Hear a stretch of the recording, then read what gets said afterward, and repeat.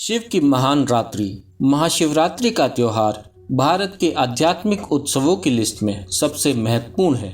सद्गुरु बता रहे हैं कि ये रात इतनी महत्वपूर्ण क्यों है और हम इसका लाभ कैसे उठा सकते हैं। परम तत्व की चाहत करने वाले सभी लोगों के लिए महाशिवरात्रि बहुत महत्वपूर्ण है।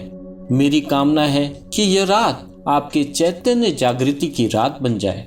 महाशिवरात्रि एक अवसर और संभावना है जब आप स्वयं को हर मनुष्य के भीतर बसी असीम खालीपन के अनुभव से जोड़ सकते हैं, जो कि सारे सृजन का स्रोत है। एक और शिव संहारक कहलाते हैं और दूसरी ओर वे सबसे अधिक करुणामयी भी हैं। महाशिवरात्रि का आध्यात्मिक और वैज्ञानिक दोनों तरीके से महत्व है। शिवरात्रि का अर्थ है हर महीने का 14वां दिन, जो कि अमावस्या से एक दिन पहले आता है। एक साल में 12 से 13 शिवरात्रियां होती हैं। इन सभी शिवरात्रियों में जो शिवरात्रि फरवरी और मार्च के महीने मनाई जाती है उसे हम महाशिवरात्रि कहते हैं। ग्रह के उत्तरी गोलार्ध में उस दिन इंसानी सिस्टम में ऊर्जा स्वाभाविक रूप से ऊपर की ओर बढ़ती है। हर एक जीव अपने भीतर ऊर्जा को ऊपर की ओर बढ़ते हुए महसूस करता है। इस ऊपर उठती हुई ऊर्जा का केवल वही प्राणी सही से उपयोग कर सकते हैं जिनकी रीढ़ की हड्डी सीधी है। मानव होने का हमारा सौभाग्य है कि केवल हम ही एक ऐसी प्रजाति हैं जिसकी रीढ़ विकसित होकर सीधी हो गई है।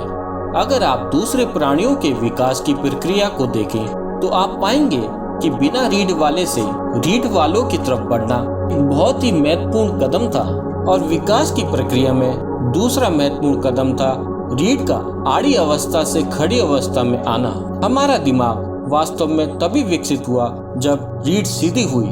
जैसे ही महाशिवरात्रि की रात में ऊर्जा स्वाभाविक रूप से ऊपर की ओर बढ़ती है, रात भर रीढ़ को सीधी रखने से जबरदस्त लाभ होता है। ये उनके लिए विशेष रूप से फायदेमंद है जो खासकर आध्यात्मिक मार्ग पर हैं। बाकी लोगों के लिए भी ये महत्वपूर्ण है जो कि पारिवारिक स्थितियों में हैं, और साथ ही दुनिया में उन लोगों के लिए भी महत्वपूर्ण है जो महत्वाकांक्षी हैं। आध्यात्मिक मार्ग पर चलने वालों के लिए, योगियों के लिए ये वो दिन है जब शिव अपने भीतर के सभी हलचलों के परे चले गए और पूरी तरह से स्थिर हो गए। इसी दिन उनकी तीसरी आंख खुल गई और उनका बोध खिल उठा।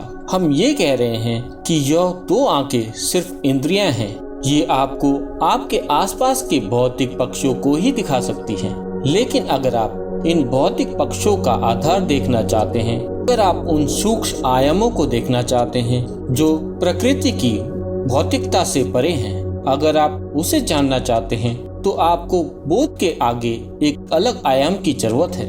बोध का वो आयाम जो भौतिक से परे है उसे तीसरी आंख कहते हैं। तो यह दिन वो दिन है जो आपकी तीसरी आंख खोल देगा या आपके भीतर बोध के गहरे आयामों को उजागर करने की यात्रा को सहज बनाता है।